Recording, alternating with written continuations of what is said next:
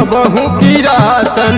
दिन दिन महंगा भइल अब रास, हो गइल जनता बेहाल। चाल कहियाले सुधरी, बिगड़ गइल देशवा का हाल। चाल कहियाले सुधरी।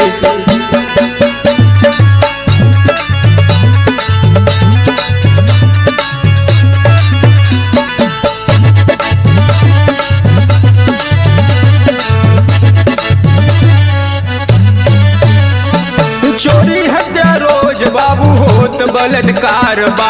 जनता के बीच बाबू मचल हाहाकार बा।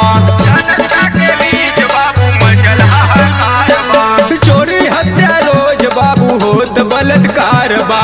जनता के बीच बाबू मचल हाहाकार बा। भयल प्रशासन बेहाल।